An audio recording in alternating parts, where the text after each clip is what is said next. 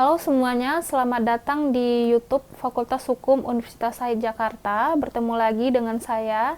Nah, pada hari ini kita akan membahas tentang surat resmi dalam perkara pidana dan cara membuat surat dakwaan di mata kuliah PLKH Praktek Peradilan Pidana. Nah, sebelum kita memasuki cara membuat surat dakwaan dan surat-surat resmi, tentu kita pahami dulu proses hukum acara pidana. Nah, perkara pidana disebut ada jika diketahui adanya suatu tindak pidana atau peristiwa pidana kejahatan yang dilakukan oleh seseorang atau beberapa orang. Nah, berbeda dengan perkara perdata di mana adanya inisiatif untuk mengajukan perkara tersebut diambil oleh pihak-pihak yang merasa dirugikan. Nah, sedangkan dalam perkara pidana itu inisiatif untuk mengajukan perkara pidana itu diambil oleh negara. Nah, mengajukan perkara pidana di pengadilan itu adanya suatu tindak pidana. Nah, untuk dimulainya suatu perkara pidana itu atau proses pengadilan itu ada 4 kemungkinan. Yang pertama itu adanya kedapatan tertangkap tangan, kemudian adanya laporan, adanya pengetahuan, serta adanya diketahui sendiri atau pemberitahuan lain, atau dibaca dari surat kabar atau media-media atau didengar dari orang lain dan lain-lain hal. Nah, keempat hal ini tentu sudah dijelaskan dalam KUHP dan juga sudah kita pelajari di hukum pidana ataupun di hukum acara pidana. Nah, kemudian selanjutnya sebelum kita masuk ke pembahasan inti, yang perlu kita ketahui ada pihak-pihak dalam proses acara pidana, di mana ada tersangka, ada terdakwa, ada terpidana, serta ada penyelidik dan penyidik, serta ada jaksa, ada penasihat hukum, ada saksi, dan yang terakhir itu ada keterangan ahli. Nah, pihak-pihak dalam berperkara dalam acara pidana ini juga sudah dijelaskan atau jelas di pengertiannya di dalam KUHP dan dapat dipahami. Nah, kemudian yang perlu kita pahami itu adalah pembahasan tentang surat-surat resmi dalam perkara pidana pada tingkat penyidikan, di mana ada beberapa surat-surat yang perlu kita pahami. Nah, yang pertama itu kita lihat ada surat panggilan. Nah, surat panggilan ini seperti kita lihat contohnya, ini ada di mana dari format penulisannya itu ada pertimbangan, ada dasar, dan ada untuk. Nah, yang pertama ada kop surat dan nomor suratnya yang perlu diperhatikan. Kemudian juga ada identitas yang dipanggil atau identitas dari pihak yang dipanggil itu. Nah, kemudian ada tanda tangan serta ada dasar dan pertimbangannya yang harus ditulis juga. Nah, kemudian ada surat perintah membawa tersangka. Nah, surat perintah membawa tersangka ini formatnya kalau jika kita lihat masih sama dengan surat panggilan, ada pertimbangan, ada dasar, dan ada kepada, dan ada untuk. Nah, kepada itu diperintahkan kepada. Nah, itu dituliskan siapa nama polisinya serta pangkatnya. Nah, itu harus disebutkan dalam surat perintah membawa tersangka. Nah, kemudian itu juga dijelaskan yang tidak pernah lupa itu adalah melakukan penahanan terhadap, ada identitas tersangka yang harus disebutkan. Kemudian ada dikeluarkan pada tanggal, atas nama kepala kepolisian, kemudian ada pangkat dan tanda tangannya. Nah, kemudian lanjut ke surat perintah penangkapan, juga sama dengan surat perintah penahanan, hampir sama formatnya. Nah, ini adalah bentuk dari surat perintah penangkapan. Yang paling penting itu adalah adanya identitas dari tersangka dalam surat tersebut. Nah, kemudian itu ada surat berita acara penahanan. Nah, surat berita acara penahanan ini kalau dilihat dari contohnya, dari formatnya itu masih sama, menimbang, dasar, kepada, dan untuk, kemudian berisi dengan identitas. Nah, kemudian selanjutnya itu ada surat perintah penangguhan penahanan. Nah, ini juga diperintahkan itu ada nama polisinya atau nama penyidiknya, kemudian untuk melakukan penahanan terhadap, nah, identitas tersangka jangan lupa, kemudian mengikuti format yang sudah ada. Kemudian terakhir itu surat perintah penyitaan. Nah, surat perintah penyitaan ini juga dibuatkan juga identitasnya, laporan polisi nomor itu tuh harus dibuatkan, kop suratnya, kemudian ada tanda tangan. Nah, yang paling penting dalam surat resmi dalam proses penyidikan ini adalah yang kalau kita bandingkan antara surat panggilan, surat perintah, dan surat berita acara penahanan, itu yang paling penting adalah identitas dari tersangkanya itu harus disebutkan. Kemudian nama polisi yang diperintahkan untuk melakukan penyidikan, kemudian kop surat dan nomor suratnya, dan tanda tangan dan tanggal. Nah, itu adalah hal-hal yang penting dalam penulisan surat resmi dalam proses penyidikan. Nah, itu adalah contoh-contoh surat resmi dalam proses penyidikan. Kemudian kita lanjut kepada surat dakwaan. Nah, surat dakwaan kalau kita ketahui adalah merupakan dasar pemeriksaan suatu perkara pidana di depan persidangan dan hakim yang memeriksa suatu perkara pidana yang hanya akan mempertimbangkan dan menilai apa yang tertera dalam surat dakwaan tersebut, menilai mengenai benar atau tidaknya terdakwa melakukan suatu tindak pidana yang didakwakan kepadanya, kemudian menjatuhkan putusannya. Nah, itu semua berdasarkan dari surat dakwaan. Nah, kalau dilihat dari definisi, perbedaan dalam kasus perdata dan pidana adalah kalau dalam tuntutan perdata itu disebut dengan gugatan, maka dalam perkara pidana disebut dengan surat dakwaan. Keduanya mempunyai persamaan karena dengan itulah hakim melakukan pemeriksaan dan hanya dalam batas-batas yang ada dalam surat gugatan atau surat dakwaan itu hakim dapat memutuskan.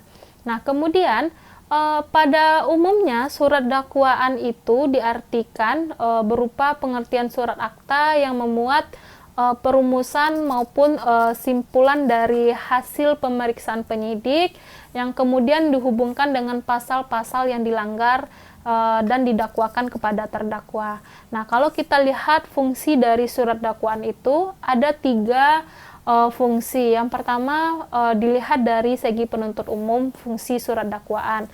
Nah, tentu berfungsi sebagai dasar melakukan penuntutan, sebagai dasar dalam mempersiapkan dan mengajukan tuntutan pidana, serta sebagai dasar alasan mengajukan upaya hukum. Nah, kalau dari fungsi dakwaan dari penasihat hukum, tentu sebagai dasar melakukan keberatan atau sebagai dasar melakukan pembelaan dan sebagai dasar mengajukan upaya hukum.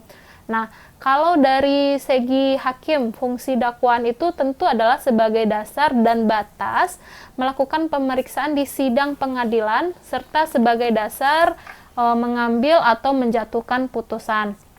Nah, kemudian kalau kita lanjut dari syarat surat dakwaan, syarat surat dakwaan itu yang pertama, di peradilan negara kita itu pengadilan hanya memeriksa dan memutus perkara pidana atas dasar surat dakwaan dari penuntut umum. Tidak ada perkara pengadilan, pidana yang dapat diadili di pengadilan tanpa diajukannya dari penuntut umum. Nah, kalau dilihat dari syaratnya, nah pertama itu ada syarat akta atau memenuhi syarat akta. Nah, syarat akta ini adalah harus dibagi dalam isinya adalah di mana harus diberi tanggal dan tanda tangan oleh penuntut umum. Nah, itu adalah syarat akta. Nah, sedangkan syarat yang kedua itu atau syarat formil di dalam pasal 143 ayat 2 dikatakan di mana berisi tentang identitas lengkap dari terdakwa, di mana tercantum dalam BAP yang berisi tentang nama lengkap, tempat lahir, umur dan tanggal lahir, jenis kelamin, tempat tinggal. Tempat tinggal itu baik kediaman terakhir maupun tempat tinggalnya lebih dari satu disebutkan semuanya. Kemudian agama serta yang terakhir itu pekerjaan. Nah, kalau tidak bekerja dibuatkan tidak bekerja. Nah, yang menjadi syarat yang ketiga itu adalah syarat material.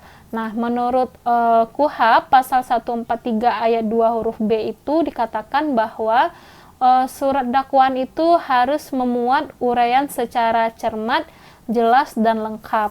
Nah, maksudnya ini adalah memang di KUHP itu memang tidak dijelaskan apa makna dari cermat, jelas dan lengkap, tetapi dalam surat edaran Jaksa Agung dikatakan bahwa maksud dari cermat itu adalah ketentuan pidana yang terkait dalam kasus itu tidak boleh ada kekurangan atau kekeliruan yang menyebabkan surat dakwaan batal demi hukum.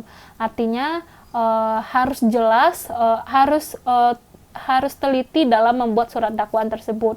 Nah, yang kedua, makna jelas itu dikatakan bahwa mudah dimengerti dengan cara menyusun redaksi dan mempertemukan fakta-fakta perbuatan terdakwa dengan unsur-unsur pidana yang didakwakan, sehingga terdakwa yang mendengar ataupun yang membaca akan mengerti tentang gambaran suatu tindak pidana tersebut. Nah, kemudian maksud dari lengkap. Nah, lengkap ini artinya uraian yang bulat dan utuh itu mampu menggambarkan unsur-unsur tindak pidana yang didakwakan, beserta waktu dan tempat tindak pidana yang dilakukan. Nah, itu adalah maksud dari cermat, jelas, dan lengkap.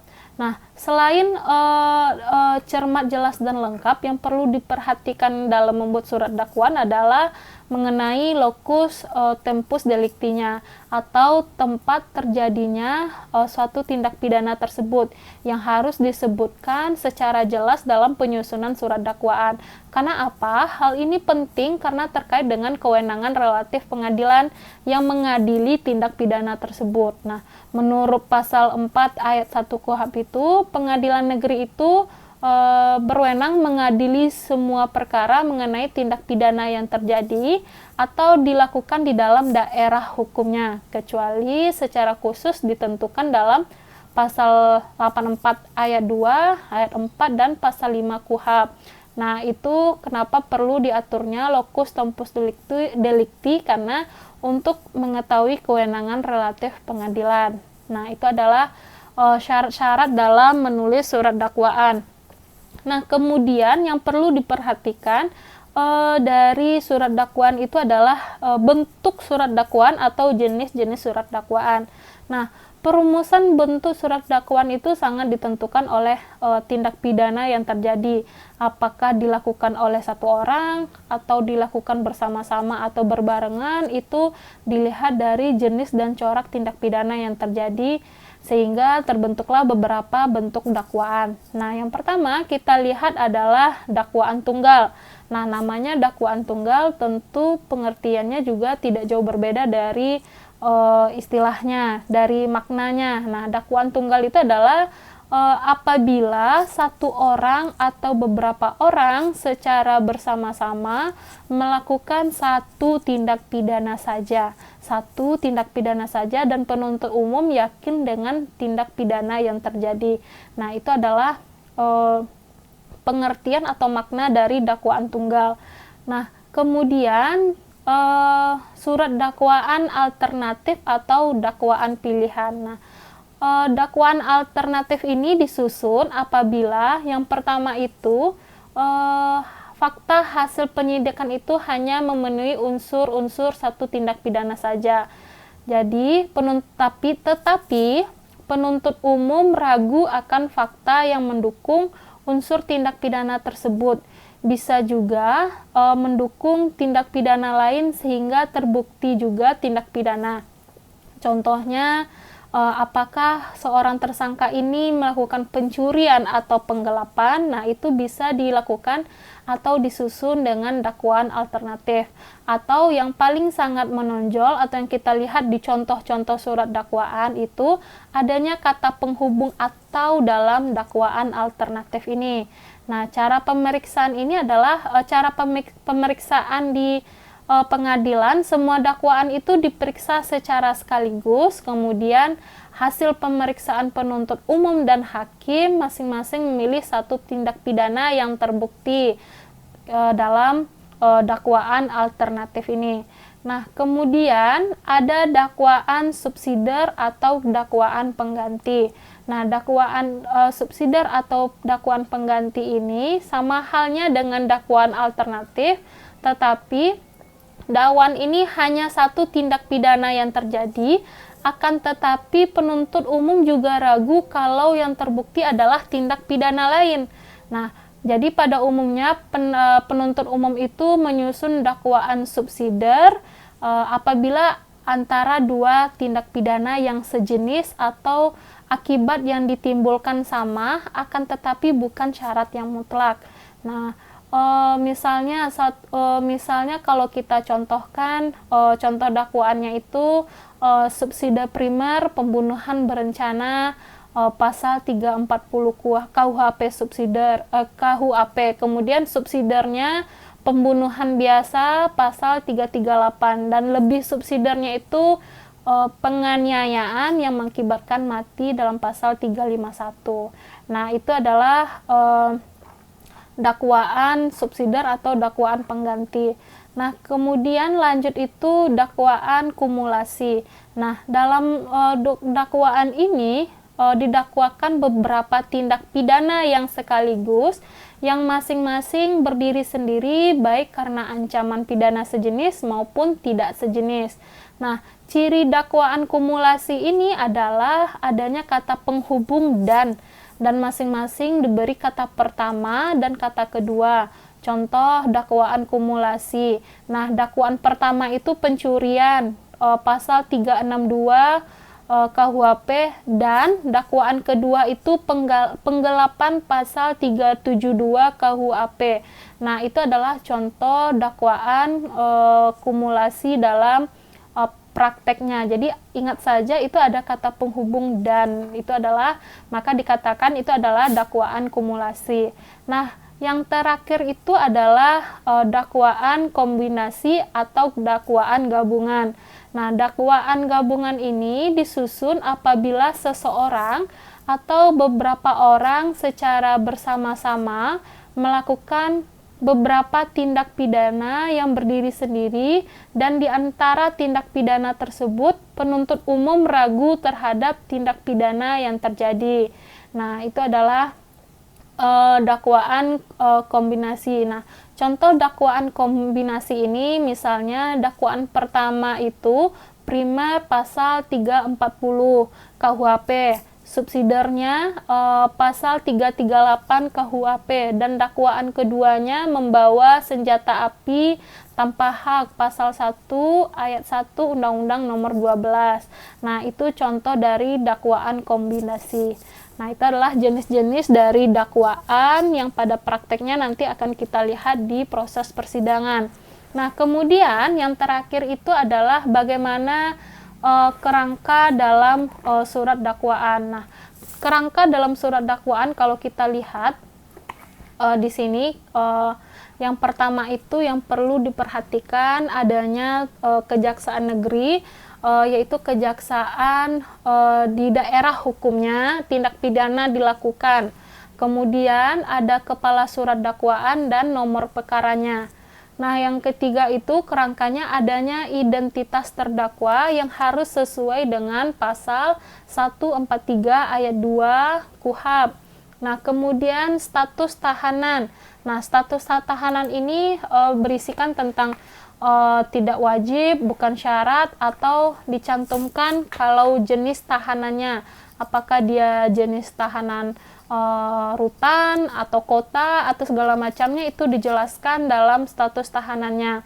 Kemudian dakwaannya itu sebagaimana yang telah kita jelaskan, syarat-syarat dalam membuat surat dakwaan itu terdiri dari dimulai dengan terdakwanya dan kualifikasi khusus kalau merupakan unsur delik berkualifikasi, atau kemudian berisi waktu dan tempat tindak pidana atau lokus dan tempus deliktinya. Yang ketiga itu adanya uraian atau unsur tindak pidana dirangkaikan dengan fakta atau perbuatan-perbuatan kejadian dan akibat kalau delik material yang masing-masing memenuhi unsur delik. Nah, yang terakhir di dakwaan itu ketentuan pidana yang didakwakan. Nah, yang terakhir itu kerangkanya adalah penutup diberi tanggal dan ditandatangani. Nah, itu adalah kerangka dalam surat dakwaan. Nah, itu adalah materi pada hari ini tentang surat dakwaan dan surat-surat resmi dalam proses penyidikan. Kalau seandainya masih ragu, silakan bertanya, tinggalkan di kolom komentar. Terima kasih dan selamat bertemu di materi selanjutnya.